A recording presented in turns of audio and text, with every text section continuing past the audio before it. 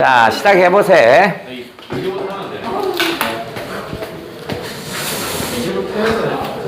아, 조용히 해. 자, 그 다음에, 요거 들어가기 전에, 재밌는 얘기가 있어서, 그걸 먼저 한번 해볼게. 재밌는 얘기는 뭐냐면, 전 세계에는요, CS, 이거 터널하는데, 뒤에 동아리 이름인데. 이게 동아리 이름이야? 네, 한국 소비자 가족문화를 보잖아요. 세계 사는 거. 세계 사는 거, 이게 뭐 하는 거야? 그 전자제품 같은 거. 그렇지, 전 세계 IT, 뭐르다? 세계 최대 IT 가전 전시장이래. 뭐죠? 아유, 씨. 세계, IT 가전 전시장. IT 가전 전시회인가? 뭐 이렇대요. 여기 있대요. 그런데 작년하고 올해하고, 상을 휩쓴 게 있어요. 상을 휩쓴 게. 뭐 있어요? 헬스케어 그런 거. 아니야. 공간 터치 기술. 아이언맨? 자, 그렇지. 오케이. 아이언맨. 그죠? 공간 터치 기술이 작년하고 올해하고 계속 휩쓸었어요. 이거는 뭐냐면, 우리가 아이언맨에서 나오고, 그 다음에 뭐 있잖아. 이렇게 화면 보면서 얘가 막 이렇게 묵 하고 막 이렇게 넘기고 막 이런 거 있잖아. 그 상태입니다. 근데 여기에서 혁신상을 받았는데 세 부분 받았더라고요. 증강현실 분야, 그 다음에 IT 가전, 그 다음에 또 뭐 있더라? AI 가전, 뭐 여기서 하여튼 3개 정도를 받았더라고요. 작년, 올해 다 받았고요. 그 다음에 여기에 자꾸 내가 주목하는 이유는 뭐냐면, 올해 관공서에 이 공간 터치 기술이 그 키오스크 있잖아. 거기에 이제 들어갈 예정이랍니다. 들어갈 가능성이 높대요. 왜냐면, 우리가 식당 주문에 가면 키오스크인가 있잖아. 그런데 키가 작은 사람은 할 수가 없대요. 그게 높이 있으니까. 그죠? 그래서 요 기술은 뭐냐면 터치를 하지 않아요. 터치를 하지 않고 내가 지정을 하면 뭐 콜라를 시킬 거면 콜라를 딱 찍으면 콜라가 나옵니다. 그죠? 어떻게 하는 건가 하면 간단하게 설명할게. 내가 과학까지 모르니까. 자, 내가 시키는 새끼야. 너 설명하면 돼. 손가락의 끝이 화면에 카메라가 손가락의 끝과 내 눈동자를 쫓아간대요. 그래서 우리가 뭔가를 터치할 때는, 뭔가를 찍을 때는 어떻게 써? 그거를 쳐다보고 손가락이 가잖아. 그러니까 손가락의 방향과 눈의 방향을 계산한대요. 정확하게. 일직선에 있는 거. 그놈을 선택한대. 근데 우리가 터치하는 거는 이렇게 누르잖아. 그러니까 얘도 마찬가지야. 공간에서 앞으로 가면 터치가 되는 거야. 그죠? 근데 공간에서 옆으로 가면 이렇게 우리가 넘기는 거 있죠? 넘기는 식이 되는 거야. 근데 이게 있어요. 아버님들 그 BMW 자동차 있으면 한번 봐봐. 볼륨 올릴 때 어떻게 하냐면 손가락을 이렇게 돌리면 볼륨이 올라가요. 뭘 우야 이씨 언제 나온 건데. 그 다음에 손가락을 이렇게 돌리면 소리가 줄어요. 이것도 근데 옆에 좌석에 있는 사람이 하면 안 돼요. 옆에 좌석에 앉은 사람이 여기서 같이 뭐 이러고 있으면 안 돼. 오직 운전자에 있는 사람이 이게 되는 거야. 그 이유는 뭐냐면 이 손가락하고 눈하고 일치점을 찾는 거야. 무슨 말 알겠죠? 그죠? 그래서 얘 기술에선 그 얘기고요. 그래서 이 공간 터치 기술이 어디로 넘기냐면 트윈타워라고 해야 돼요. 트윈타워라고 그래서 우리가 쌍둥이가 아니라 디지털 트윈이다. 트윈타워는 쌍둥이고요. 디지털 트윈 기술이래. 이제 그래서 왜 우리 영화 같은 거나 뭐 이런 거 보면 가상 카메라에 여기 증강현실로 여기에 TV 이렇게 있고 여기에 냉장고 있고 뭐 이렇게 증강현실로 이렇게 딱 구현을 해놔. 그래서 내가 만약에 이쪽에 여기에 냉장고가 있어요. 그럼 냉장고를 내가 손가락을 지칭하면 시선하고 손가락하고 지칭을 하면 그 냉장고가 이게 디지털화돼서 디지털 트윈에 넘어가면 얘가 여기서 냉장고를 켜게 된대요. 그 다음에 내가 불을 이렇게 지칭해요. 그럼 어떻게 해서? 다시 요게 디지털화해서 공간 터치 기술이 디지털화해서 넘어가서 일종의 일종의 컴퓨터겠죠. 메인 컴퓨터에 들어가서 이걸 꺼버린대요. 근데 그럼 이제 문제는 뭐냐면 내가 저거를 지칭하려고 하는데 이렇게 지칭하면 손가락하고 눈하고 맞잖아. 근데 우리 가끔 이렇게 할 수도 있죠. 이렇게. 그죠? 이렇게도 인식한대요. 왜냐면 카메라가 계속 나의 시선을 인식한대. 그래서 시선에 인식을 해서 마지막 끝에 눈이 어디에 있었는지까지 계산을 해본대. 왜냐면 시선과 이게 달라졌으니까. 어쨌든 간에 복잡한 이런 게 AI 기술을 해서 이런 공간 터치 기술이 뭐 시험을 받다네? 상을 받았대. 그래서 요거 한번 보시고, 올해 말 정도에, 그 관공서에 이 키오스크에 이게 지금 들어갈 예정이래요. 그 다음에 이게 들어갈 예정이고, 현재는 대화면, 키오스크만한 대화면만 가능하고요. 이제 기술이 발전하면 어디? 여기 우리가 태블릿 PC나 이런 것들도 역시, 안 하고, 세워놓고 막 이렇게 지정을 할 수도 있다고 합니다. 무슨 말이겠죠? 그래서 요게 가능성이 있대요. 그거 잠깐 설명을 해드렸고, 있자. 뭘 봐? 뭐래 저거? 상용화 지금 됐어요. 되고 있어. 지금 가격이 좀 비싸대요. 가격이 한 50만 원대 정도 된다는 것 같아요. 근데 저거 한번 봤더니 기계가 뭐 크고 이런 게 아니라 USB만 해요. USB만 해서 여기서 컴퓨터에다 USB를 꽂는 순간 그게 이제 인식해서 카메라가 이렇게 하더라고요. 그러니까 커다란 부품이나 이런 건 없더라고요. 그래서 저런 가전제품 같은 쓰려면 조금 해야 되잖아. 집에 가전제품 이런 것도 충분히 가능하다고 하네. 어쨌든 그런 게 있더라. 자, 이제 우리는 어디로 갈 거냐면, 오늘은, 뭐 알지? 후송하고 연결될 만한 거 그거 할 거고요. 그 다음 시간에는 그 다음에 38쪽에 해당되는 요 놈 한번 훑어볼 거야. 일단 후송은 181쪽이 있대요. 요 놈을 먼저 점검을 하고 요와 유사한 걸 한번 찾아볼게요. 자, 후송을 한번 해보자. 후송. 이거 누구 거지? 서정이네, 후송이네. 후송이고. 우리가 군이라는 조직은 이렇게 해서 내가 만약에 이 전방병원에서, 전방 야전병원이죠. 천막 같은 거 치고 야전병원. 거기서 내가 아파. 그럼 바로 내가 원하는 병원으로 이렇게 오지 않고요. 절차가 있어요. 여기서부터 조금 더 큰 곳으로, 여기서 조금 더 큰 곳으로, 여기서 좀 큰 곳으로 이렇게 가는 거야. 그러니까 다이렉트로 오지 않아. 이런 과정을 한번 담을 겁니다. 자, 전체 내용은 누가 나올 거냐면 일단 어디부터 시작했지? 사단 의무대병원. 사단 의무대입니다. 일단 공간이 사단 의무대입니다. 천막 쳐놓고 하는 그런 병원, 진료실 정도 해야겠다. 병원까지는 그랬고. 자, 여기서 누가 있냐면 군의관하고 누가 나와요? 성중의가 나옵니다. 성중의가 나오는데, 성중의는 어떤 병 때문에 오지? 그죠? 귀에 소리가 들리죠? 이명. 그죠? 이런 소리가 들려요. 그러니까 뭐 사람 죽는 소리가 계속 들립니다. 얘는 귀에서 소리가 나요. 귀에서 소리가 난다라고 옵니다. 근데 군의관은 딱 보자마자 어떤 생각이 드냐면, 요거 봐라. 사병들이 이런 거 잘하거든요. 어디가 아프다고 해서, 병원에 와요. 의무대 와요. 그럼 그 뭐 해달라는 얘기야? 훈련해서 빼주세요. 뭐 이런 얘기야. 그래서 사병들은 대충 아무 약이나 주고 돌려보냈는데, 얘는 장교잖아. 좀 한심해 보입니다. 그래서 이것도 훈련하기 싫어서 이런구나 생각해요. 그래서 얘는 선입견을 가지고 진료를 합니다. 그러니까 성중의가 후송을 보내달라고 합니다. 후송을 요청을 해요. 하지만 군의관은 이놈 훈련하기 싫어서 이러는구나 라는 생각에 얘는 부정적입니다. 그죠? 군의관은 선입견을 가지고 진료합니다. 안 보내겠죠?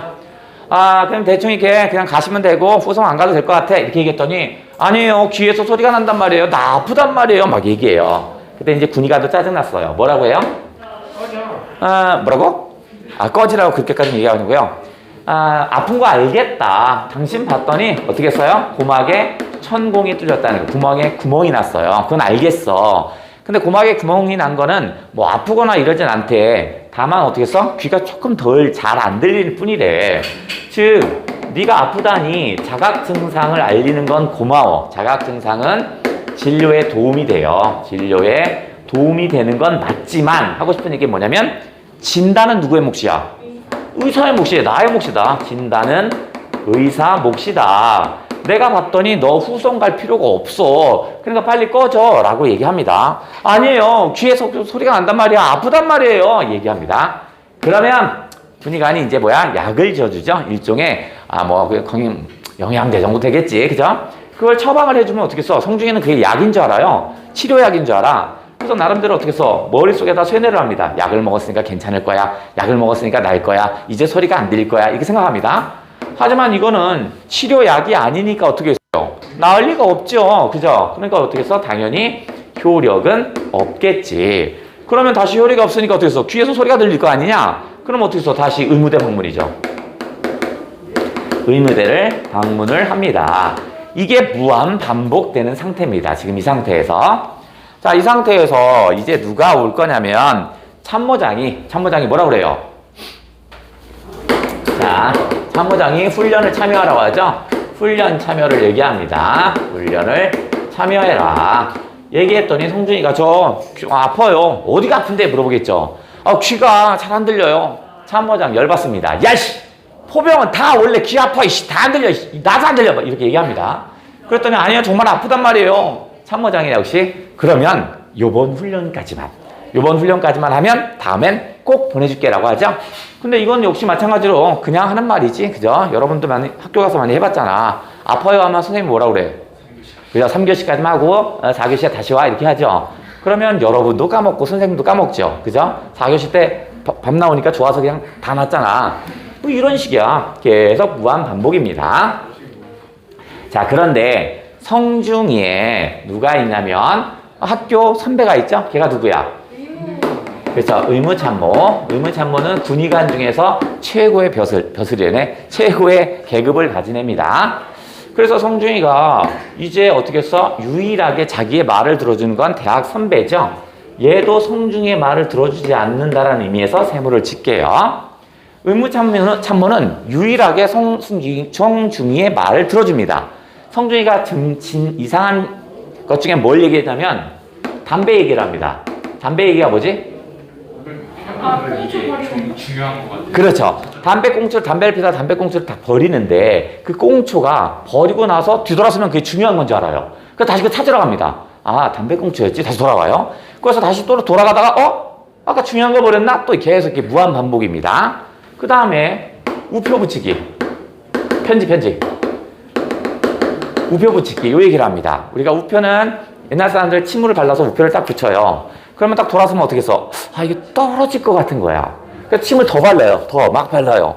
붙여요. 그럼 돌아서면 어떻게 써? 또 떨어질 것 같은 거야. 그래서 어떻게 해서 정작 편지를 붙이지 못하고 막 이러는 거야.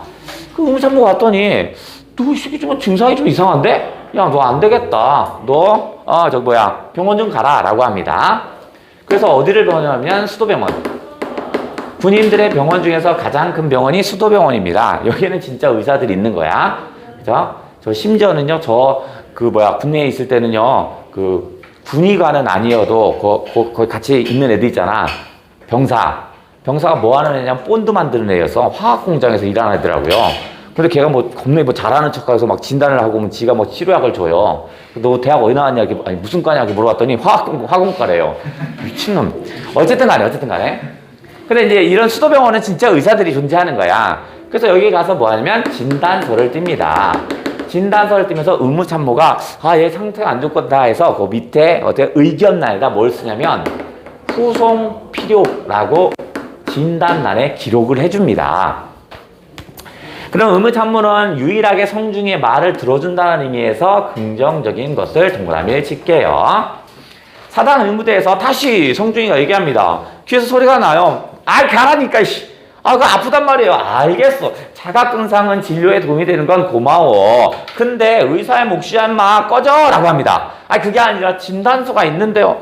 가져와도 소용없어. 그냥 목이나 할게. 그래서 봅니다. 쭉 보다가 밑에 뭐라고 써 있어요? 후송 필요인데 얘의 짓이죠. 그러니까 그럼 진작 얘기하지. 그래서 후송을 보냅니다.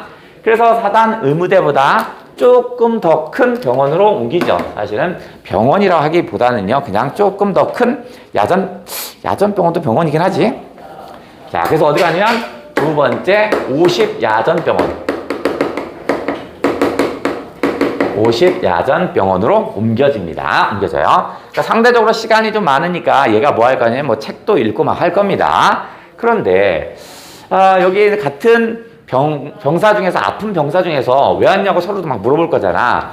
나는 귀에서 소리가 나서 후송을 가야 한다 이렇게 얘기했더니 후송이 잘 보내주지 않는다는 이런 상황을 얘기해줘요. 근데 병사들이 뭐 하냐면 약을 쓰라고 합니다. 여기서 약을 쓴다는 건 뭐지? 뇌물을 줘라 이런 얘기하죠. 아니 나는 진짜 아픈데 무슨 뇌물을 줘요? 진짜 아프다니까 뇌물 안 줘도 돼요 라고 얘기를 합니다. 그러면서 상대적으로 시간이 많으니까 책을 읽죠. 그죠? 책 읽기를 하다가 누가 죽어요?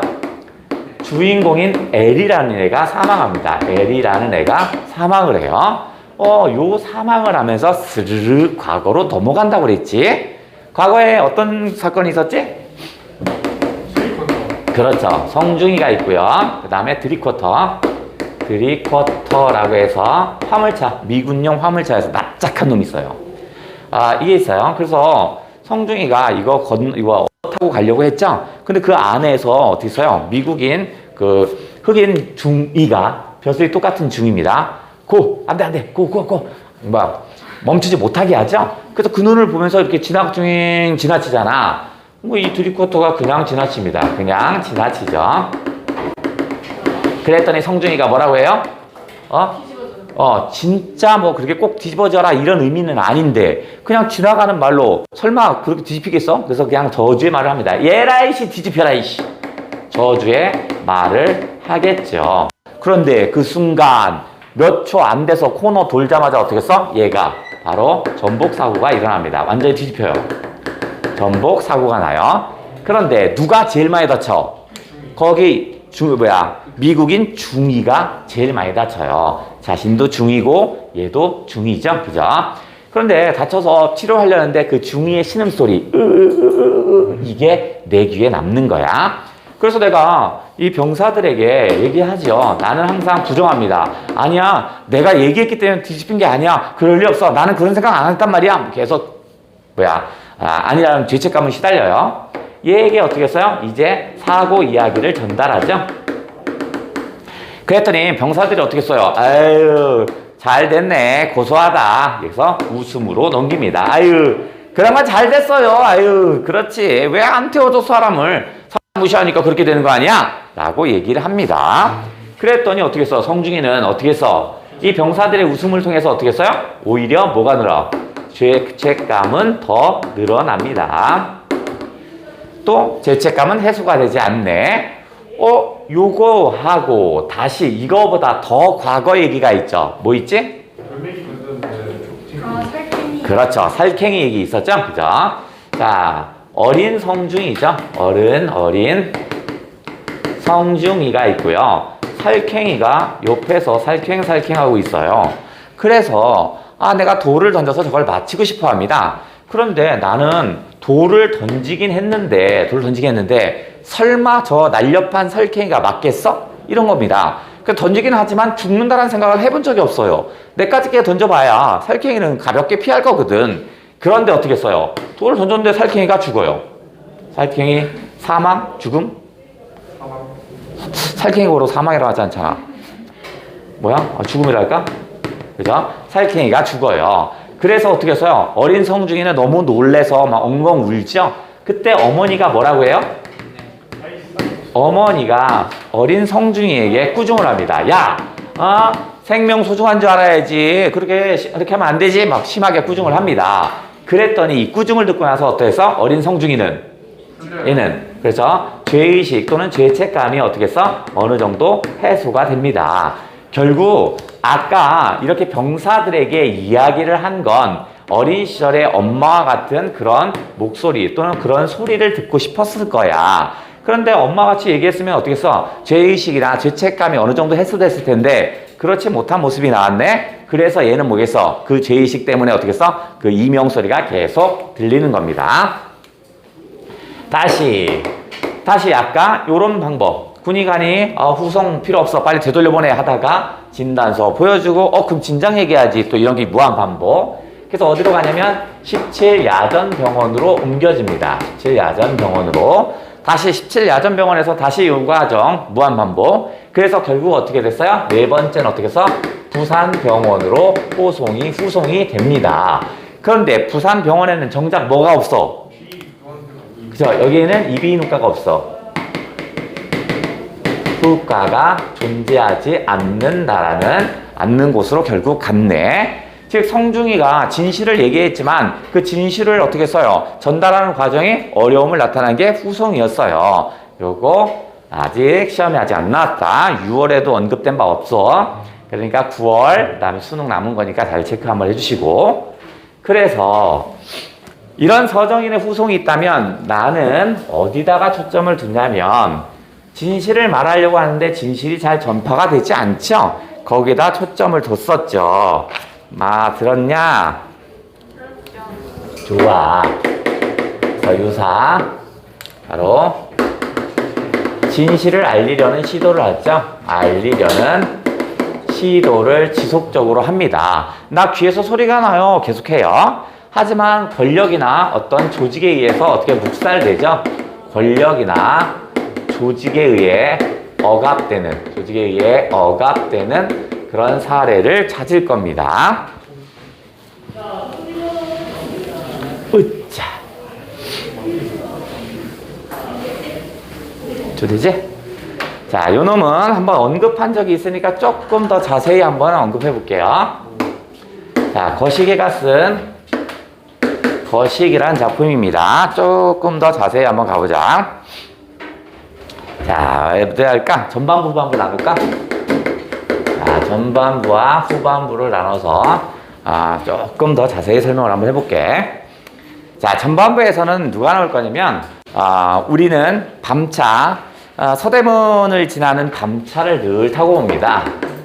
서대문을 지나는 밤차를 타고 우리는 옵니다. 밤차를 타요. 버스를 탑니다. 그러니까 지금의 연세대학교 주변 지나간다라고 생각하시면 될 것 같아요. 자, 이 서대문을 지나는 밤차를 늘 타면 밤 9시가 되면 똑같은 위치에서 항상 녀석이 탑니다. 그걸 누가 보냐면 우리가 보고 있어요. 보통 화자는 나 이런 식으로 나오던가 그 이렇게 해야 되는데 이놈은 특이하네. 어떤 우리라는 표현을 썼습니다. 내가 뭐를 보냐면 녀석을 항상 관찰을 합니다. 이놈을 관찰할 거야. 똑같은 시간에 서대문을 지날 때 그 위치에서 꼭 그 녀석은 타게 됩니다. 자, 얘는 뭐 하냐면 신문팔이야. 신문팔이. 그런데 얘는요, 딱 봐도 생김새도 한 번에 딱 기억될 정도야. 뭐냐면 머리만 엄청 큽니다. 가분수형이야. 가분수형 얼굴이고요. 가분수형. 그죠? 얼굴이고. 그 다음에, 근데 무섭게 생기고 이런 건 아니고 맨날 얼굴에는 웃음기를 띠고 있습니다. 그러면서 뭐 하냐면 아주 독특한 억양을 가지고 있어요. 독특한 억양. 신문 파는 사람들의 독특한 억양들. 무슨 신문이요? 뭔 신문이요? 신문이요? 이거야. 근데 7개의 신문사를 아주 리드미컬하게 똑같이 암송을 합니다. 그래서 그 암송이 끝나면 이제 신문을 파는 거야. 근데 버스에 때로는 사람이 많이 타면 좀 정차 시간이 길겠죠? 그러면 7개를 아주 리드미컬하게 얘기하고 가끔 신문을 팔기도 합니다. 근데 손님이 내리거나 타는 사람이 없으면 버스는 멈췄다 금방 가야 되잖아. 그러니까 무슨 신문이요? 하나 했는데 버스가 떠나야 돼. 그럼 어떻게 얘 내려야 할 거 아니냐? 그래서 그 당시에는 안내양이라고 있어요. 버스 기사는 운전하고 그 안에 안내양이라고 있어. 그 안내양이 얘를 막 밀어냅니다. 그럼 우리들은 거기 앉아서 구경하는 거야. 이놈은 안 나가려고 하고 안내양은 내보내려고 막 서로 막 기를 쓰고 싸웁니다. 그래서 안내양이 바깥부터 뛰쳐내면 이제 문을 닫아야 되는데 달리는 버스에 타면서 무슨 신문이요? 같이 외치는 거야. 그러니까 우리가 봤을 때는 너무 재밌는 거야. 반드시 7개를 외쳐야만 얘가 사라져요. 그러니까 얘는 신문을 팔 생각은 없고 그 7개를 외치는 것만 하고 다니는 것 같은 거야. 재밌잖아. 그래서 이 관찰하면서 우리는 얘에게 대해서 무한한 애정을 갖기 시작해요. 그래서 애정을 갖고 재밌는 녀석이야. 그래서 이 녀석은요, 이 소년은 우리들에게는 바로 뭐와 같은 사람이냐면 그 지역을 지나면 항상 있는 마치 가로등 같은 존재로 인식합니다.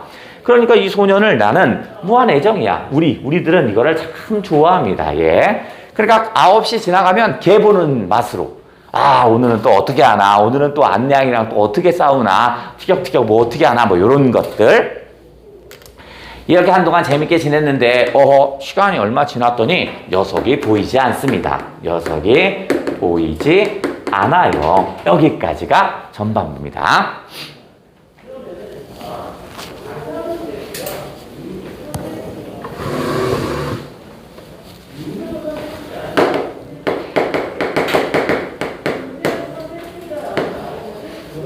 다음 이제 후반부. 자, 후반부에는 우리들은 항상 어떻게 써요? 녀석을 기다리는데 오늘도 없고 내일도 없고 이런 식으로 시간이 좀 흐릅니다. 그래서 계속 보고 싶은데 오늘 지나가다가 발견을 했습니다. 녀석이 저기 서 있는 모습을 발견해요. 그래서 달려갑니다. 달려가서 물어봅니다. 야, 너 어디 갔었어? 아유, 신문을 팔지 않냐? 신문 팔지 않는 이유를 물어봅니다. 야, 그간 너 왜 신문 팔지 않았던 거야? 너 보고 싶었는데. 근데 왜 신문 안 파니? 했더니 얘가 뭐라 그래요? 그죠? 바로 민국일보의 폐간입니다.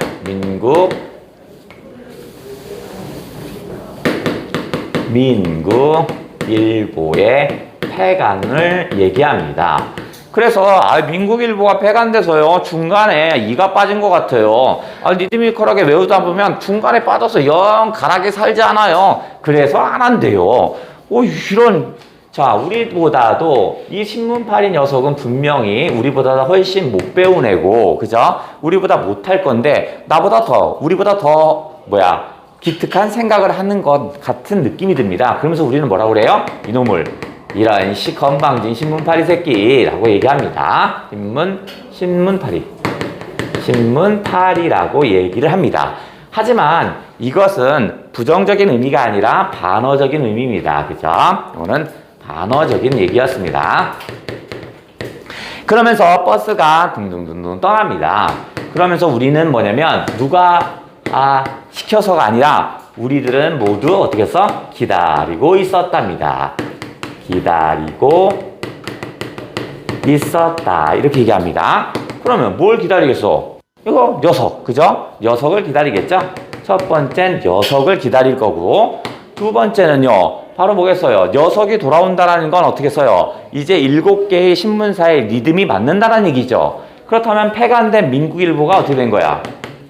그죠? 민국일보의 복간. 다시 돌아야겠죠.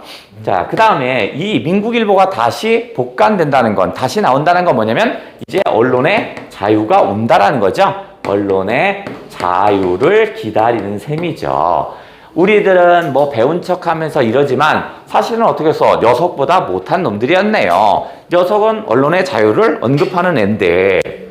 자, 그렇다면 전반부와 이제 후반부에서 이제 정리를 해볼게요. 전반부는요, 신문팔이가 열심히 외치죠.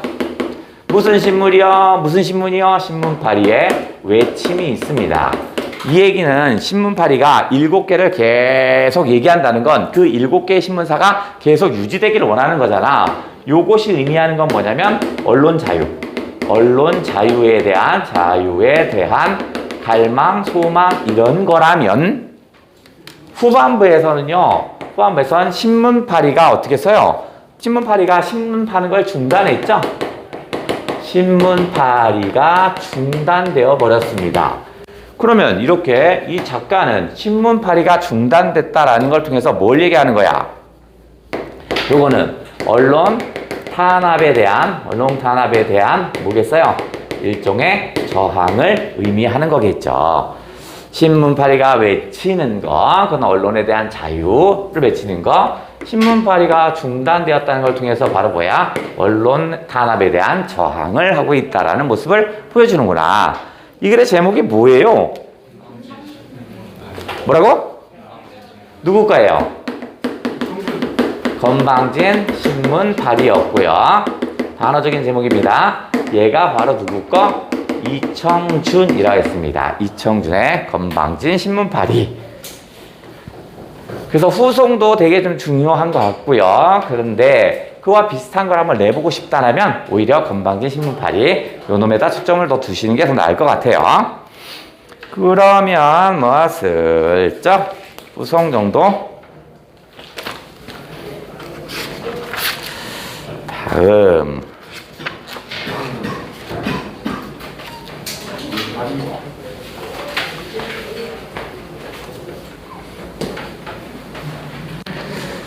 다음. 됐어? 자, 그러면 요것도 하나 할 수 있고, 우리 EBS의 작품에 나온 것 중에서 이런 진실을 알리려고 하는데 그것을 막는 놈이 있어요. 그 대표적인 희곡에서도 좀 보이지. 알도 있고, 알도 나고, 알은 누구 거야? 그렇죠. 이강백의 알 같은 것도 있고요. 알. 그 다음에 이강백의 파수꾼도 있죠. 파수꾼은 뭐 익숙하니까 일단 EBS 거를 먼저 점검을 해보자. 이강백의 알은 뭘 얘기하고 싶은 거냐면 우의적인 거죠. 그죠? 우의적. 알레고리 돌려서 얘기하는 거죠. 직접적으로 걔한테 얘기할 수 없으니까 비슷한 사례를 들어서 얘기하는 거잖아. 얘가 얘기하고 싶은 것은 군부 독재 세력들이 부정한 방법으로 권력을 빼앗은 것을 얘기하고 싶은 거야. 거기다 대놓고 박정희 나쁜 놈, 전두환 나쁜 놈 이렇게 할 수는 없잖아. 그러니까 그와 비슷하게 부정한 방법으로 권력을 찬탈한 놈이 있죠. 누구야? 박물관장. 그죠? 박물관장의 어떤 권력 찬탈 과정이 이 희곡 속에서 나옵니다. 근데 박물관장의 권력 찬탈 과정은 실제는 박물관장이 아니라 군부 독재를 얘기하고 싶은 겁니다. 그러면 얘는 뭘 가지고 권력을 찬탈할 거냐면 뭘 갖고 해요? 알이죠, 알. 자, 그런데 여기 알이 있어요. 알이 있고요. 두 개가 있네. 이거 일종의 그 불사파 그건데. 자, 알이 있는데 첫 번째 바로 뭐냐면 이상을 제시합니다. 첫 번째에서는 얘가 이상을 제시해요. 권력을 빼앗는 방법입니다. 이 지역은 늘 뭐의 침입을 받냐면 공룡의 침입을 받는 곳입니다. 그죠? 그러니까 이거는 우리 현대사와 맡긴다면 어디야? 늘 북한에 침입이 있는 거죠. 침입에 대한 위협이 있는 거죠. 그런데 여기에는 이 아래는 뭐가 있어요? 공룡이 편한다. 어떤 임금? 위대한 임금. 그렇죠. 여기에는 아주 위대한 임금이 있다라고 알립니다. 누가? 박물관장이 얘기하는 거야. 그러면 박물관장이 얘기하면 정당한 방법으로 대통령이 있어요. 이 마을에는요. 근데 이제 사람들이 아쉬워하겠죠. 이 공룡의 위험으로부터 탈출하려면 요 알이 부화되면 좋겠는데 근데 또 정당한 방법의 대통령은 있고 막 이런 얘기들을 하겠죠. 그럼 어떻게 써? 이제 대통령이 고민하겠죠. 내가 아닌 다른 사람이 많은 사람을 위해서 해결할 수 있다면 내가 물러나는 게 맞을까? 아닐까? 이런 거 고민할 거 아니냐. 그죠? 그래서 어떻게 써요? 물러나겠죠. 자, 그러면 이걸 어떻게 써? 어떤 시민들을 어떻게 써? 백성이랄까? 백성? 시민? 뭐라고 하죠? 시민이랄까? 시민들을 어떻게 써? 어떤 현혹시키겠죠. 현혹시킵니다. 자, 그러다 보니까 어떻게 써요? 어떻게 돼? 자, 선왕이 물려주죠? 선왕, 백성이랄걸. 선왕이 먼저 있던 왕이 물러나고 뭐예요? 자살합니다. 얘는 자살을 해요. 얘의 입장에선 먼저 있었던 왕이 존재하면 혼란이 가중될 것 같죠? 그러니까 많은 사람을 위해서 죽는 게 나을 것 같아 라고 생각하는 거야. 자, 요 상태에서 이제 어떻게 써요? 대통령은 사라진 상태죠. 그러면서 이 똑같은 알이야. 똑같은 알인데 갑자기 어떻게 써? 공포를 조성합니다. 위에 분명히 위대한 임금이 나타난다고 했는데 이번엔 뭐가 나타나요? 여기에는 위험한 공룡이 여기 있대요. 그러니까 우리를 공격할 수 있는 위험한 공룡이 여기 있다라는 거야. 그러니까 혼란 상태를 잠시 어떻게 써? 잠재워야 돼. 이런 위험한 공룡이 언제 나올지 모르니까. 그죠? 그러니까 어떻게 써? 이 혼란 상태를 잠깐 잠재울 그 권력체가 필요하겠죠? 그거 누가? 내가 제일 잘하니까 이런 알에 대해서 그러니까 나에게 잠깐 맡겨라. 이렇게 얘기하는 거죠. 그럼 어떻게 써? 시민들 또 백성이라고 할까요? 괜히 시민이라 했다. 이제 어떻게 써? 잠시 나에게 권력을 좀 맡겨라. 잠깐 이 혼란 상태가 있으면 언제 공룡이 들어올지 모르니까 내가 잠깐 맡고 있을게 라고 하죠. 그러면서 권력을 가지면 어떻게 써? 이제 그 상대방을 차단시키겠죠. 백성들을 굴복시킵니다. 그래서 어떻게 써요? 결국에는 어떻게 써요? 왕으로 추대됩니다. 왕으로 추대돼요. 우리 현대 한번 따져보면 이런 식이야. 우리 어떤 분이 12.12 쿠데타를 일으켜요. 그죠? 그래서 위험한 상태죠. 그래서 어떻게 써? 정적들 지금 일단 쿠데타가 생겼으니까 계엄령을 선포해서 일단은 내가 권력을 갖지요. 그리고 나서 언제든지 새로운 사람이 오면 내가 물러날게 라고 얘기는 해. 그 다음 계엄령에서 내가 계엄사령관이 된 순간 어떻게 해서 사람들을 다 제거하죠. 그러고 나서 우리 어떻게 써요? 저기 잠실 체육관에서 자신이 잘 아는 친구들 2,000명을 모아놔요. 그리고 나서 어떻게 해서 투표를 하죠. 내 전두환이 대통령이 되는 걸 찬성하냐 반대하냐 투표를 해요. 그죠? 그래서 투표가 찬성률이 얼마냐면 약 99% 이상이 나옵니다. 이거는 저쪽 북한에서도 그렇게 99% 안 나온대요. 아주 전 세계 기네스북에 올라갈 정도야. 근데 무효표가 2표인가 1표인가 나왔대요. 그 무효표는 어떤 거야? 한 표는 이게 찬성인데요. 찬성인데 너무 찬성해. 그래서 어떻게 써? 도장을 하나 찍어야 되는데 찬성 이렇게 썼대요. 그래서 무효표. 두 번째는 너무 찬성해요. 그래서 여기다가 어떻게 써? 꽉 찍어요. 꽉 찍어서 반을 접었더니 어떻게 됐어?